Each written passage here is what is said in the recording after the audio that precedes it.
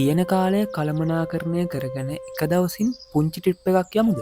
කාලකට පස්සේ අද සංචාරය කරන්නේ රත්නපුර වේවැල්ලත්ත හරහා බලංගොඩ යන්නයි. රත්නපුරට ටිකක් පායන කාලයක් උනත්නපුර නගරයෙන් වේවැල්වත්ත පාර්ට් දාගත්තම සීතල නම් ටිකින් ටික වැටියෙන බව කියන්න ඕනි. මේ දවස්වල වතුර ටිකක් අඩු වුණත් වේවැල්වත්ත කියන්නේ දියඇලි පාරාදීසයක්. මේ පාරෙන් යන ගමන් පලාබද්දල හරහා රජමාවතෙන් ශ්‍රීපා කරුණා කරන්නත් ලංකාවේ පුංචි දඹදිව වෙන රත්ගංග පන්සල නරඹන්නත් පුළුවන්. කිලෝමීටර් 26ක් අවසානයේ මම දැන් වේවැල්වත්ත නගරය පසු කරමින් මේ පිවිසෙන්නේ වේවැල්වත්තෙන් බලංගොඩ දක්වා දිවෙන ලස්සන මාවතකටයි.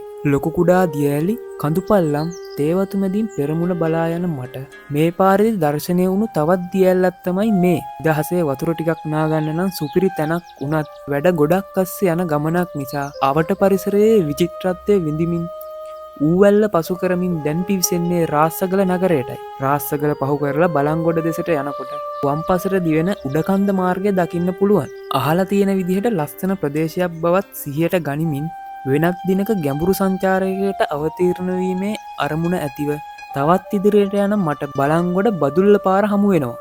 පුංචි ගමනක් වුණා ස්ට්‍රෙස් එකේ ඉන්න ඔයාට පැය කීපයක් කරන් මේ පාරෙන් ගිහින් බලන්න. ලොකු වෙලාවක් ගන්නවා නම් ඉතින් දියඇලි ගොඩාක් කවර් කරගන්නත් පුළුවන්. එහෙනම් ඉතින් බලංගොඩ ගැඹුරු සංචාරකයක දැකීම් සමගින් නැවතත් හමු වෙමු.